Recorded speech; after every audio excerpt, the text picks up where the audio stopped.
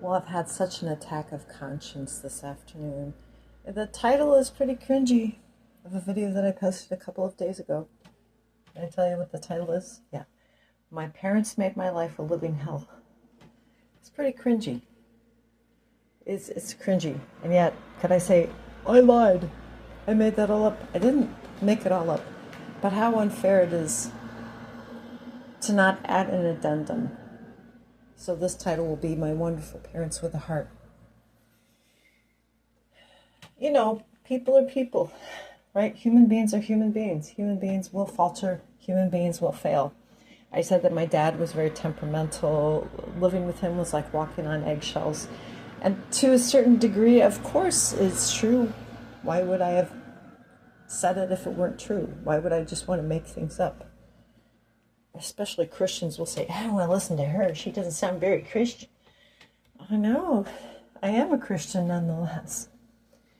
I know, honor thy father and thy mother. Did I just break one of the 10 commandments? And so, of course, I am honoring my father and my mother with this message, talking about their positive attributes and seeing their character. With regard to Dad losing his temper, he tried so hard to be patient. He really did, and he was such a self-controlled person. He would drink, but he only drank in moderation. He would smoke cigars sometimes, but he never became addicted to tobacco. And he was so disciplined in terms of always wanting to exercise, always wanting to work hard. He did it, whether he was working hard at his job or he's working hard in the yard. He put his heart into stuff. He really meant well. But he had flaws, you know? And I think even my mother saw that he really had a good heart, but he just had human flaws that were very difficult to overlook. After all, that's why she demanded a divorce, because he's just too difficult to live with. And I think after the divorce, I think he really tried extra hard to be nice, but he didn't always succeed, you know. And the thing is about my dad, he was very irritable. Like, he could be really nice to you. After he retired, it was really not fun because I was commuting to college, local branch of the Ohio State University. And he was always in kind of a bad mood in the morning. And it's like he just was always in a bad mood, so you always had to walk on eggshells. And even in high school, you know, after Dad retired, you know, it's like, Dad, the reason why he retired early is because he felt as if his job was not secure in the workplace. He felt that somebody was going to make false accusations about him. And he couldn't bear it because he knew he had a target on his back because he's a white guy. And the people that don't want white guys around, they wanted to find some way to accuse him, you know. He had a black secretary, and she was a nice lady. And they were friends. I think they were good friends. And she told him a lot of times, you know, these people come up to me and they say, well, isn't your boss really terrible? Isn't he a racist? And she'd say, no, he's a good boss. He's not a racist. And I'm not saying that my dad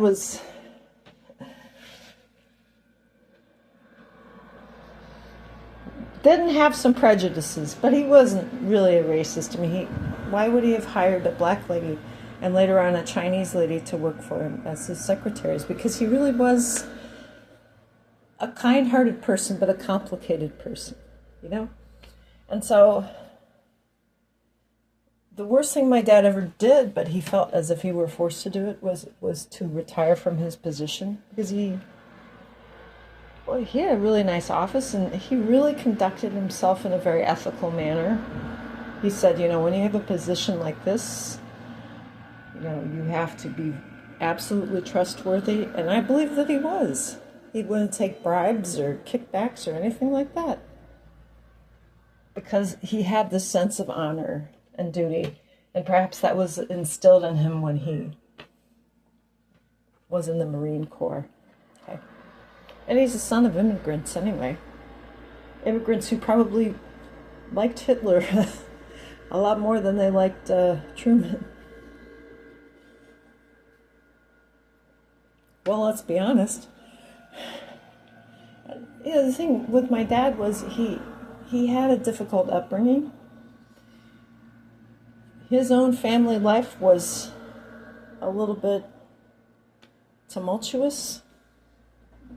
My dad would always talk about the crutch temper. You've got the crutch temper. I pity the man that marries you. I'm like, yeah, Dad, if I didn't have the crutch temper, I wouldn't be alive. Because my brother didn't survive. I mean, he had the surname Crutch, but when life handed him hard knocks, he took himself out of the running, apparently. I have that little bit of my dad in me.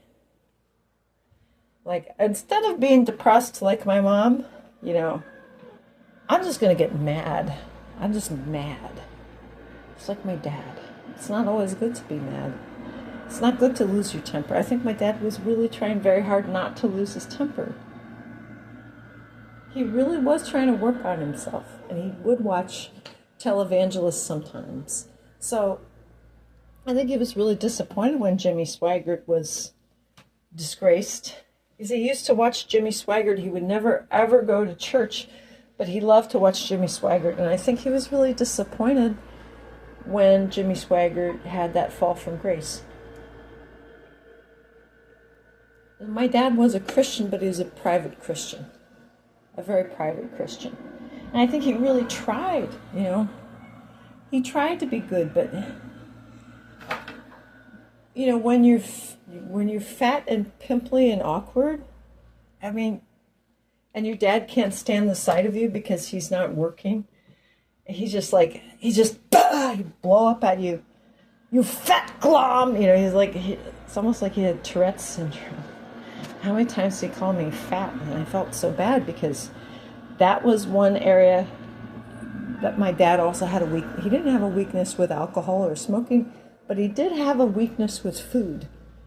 He would tend to overeat. He would do stress eating, and then he'd be ashamed of himself, and he'd try to put himself on a rigorous diet or exercise plan, and I sort of imitated him. My mother never cared, 'cause she's tall. It's like she could carry extra weight. Nobody ever called her fat. Even if she was overweight, nobody would ever say she's fat because she's so tall. She can carry that extra weight. My dad, not so much, he would get the gut, anytime I'd come home from college or whatever, or even after I was first married, he says, "Erica, how much do you think I weigh now?" And he'd suck in his stomach and everything. And then he asked me how much I weighed. And I'm like, Dad, you're so obsessed with weight. This is just not good. But I think when he would lose his temper and he'd blow up and he'd be cruel and mean to me, and even my mother, I think he felt so bad about it that he had to come back later and be extra kind and conciliatory until the next time when he would have an episode. So it's really unfair if I leave you with a skewed impression of my father, because I think he was a very good, decent man with flaws. Moving on to my mother. I know a lot of people resent their educators because maybe they had mean teachers. I had mean teachers. I hope I can post that video. I recorded it, but I'm not sure I'm going to post that first. Because this really, I feel like the Holy Spirit was really saying, you got to do something. You got to have an addendum to that message. Don't leave the record uncorrected. So, yes, it's my obligation. I'm going to cry, see? It's unfair to leave you with a negative impression. It's just unfair. My mother was a complicated person, too. I feel as if she really was a little bit insensitive toward me and my sufferings, but yet she was like the nicest teacher you could ever want. I think most of her students loved her. And she would come home and she'd talk about, certain students how she felt sorry for this girl because she was biracial and the black people rejected her and the white people rejected her.